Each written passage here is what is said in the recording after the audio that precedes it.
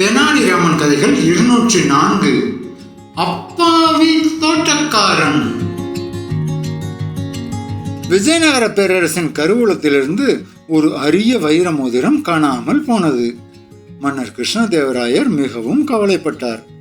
தெனாலிராமன் உடனே வரவழைக்கப்பட்டான். தெனாலிராமன் கருவூலத்தை நன்கு ஆராய்ந்தான்.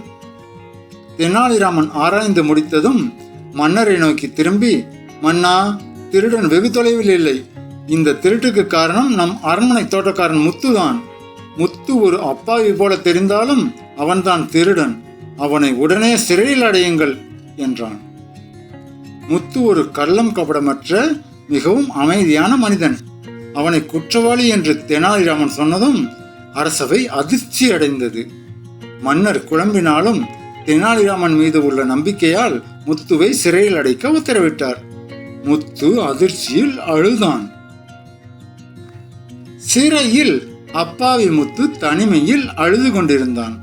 சில நாட்களுக்கு பிறகு ஒரு கைதி, உண்மையான திருடன், கருவூலத்தின் ஒரு சிப்பந்தி, முத்துவிடம் பேச்சு கொடுக்க தொடங்கினான். ஏய் முத்து, நீ திருடவில்லை என்பது எனக்கு தெரியும். ஆனால் தெனாலிராமன் உன்னை ஏன் மாட்டிவிட்டான் தெரியுமா? அந்த மோதிரம் எங்கே இருக்கிறது என்று உனக்கு தெரியும் என்று அவன் நினைக்கிறான். நீ என்னிடம் சொன்னால் நான் உன்னை தப்பிக்க வைக்கிறேன் என்று நயவஞ்சகமாக பேசினான். முத்து ஒன்றும் அறியாமல் திகைத்தான்.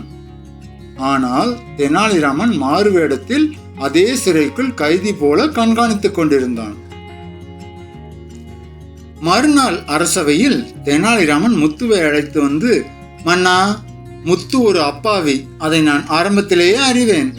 ஆனால் ஒரு அப்பாவியை சிறையில் அடைத்தால் உண்மையான திருடன் தான் தப்பித்து விட்டோம் என்ற மிதப்பில் ஏதோ ஒரு தகவலை முத்துவிடம் சொல்வான் என்றே இந்த நாடகத்தை ஆடினேன். முத்துவை சிறையில் அடைத்ததன் மூலம்தான் முத்துவிடம் பேச வந்த உண்மையான குற்றவாளியை நான் பிடித்தேன் என்றான். உண்மையான சிப்பந்தி பிடிபட்டான். அப்பாவி முத்து விடுவிக்கப்பட்டு அவனுக்கு பொற்காசுகள் வழங்கப்பட்டன. மன்னர் தெனாலிராமனின் புத்திசாலித்தனத்தை வழக்கம் போல பாராட்டினார்.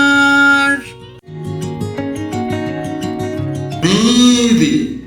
சில நேரங்களில் உண்மையை வெளியே கொண்டு வர ஒரு அப்பாவுக்கு சிறு சங்கடம் நேரலாம். ஆனால் அது பெரிய ஆபத்திலிருந்து அனைவரையும் காக்கும். நீங்க வழக்கம் போல இந்த சேனலுக்கு சப்ஸ்கிரைப் பண்ணுங்க, லைக் பண்ணுங்க.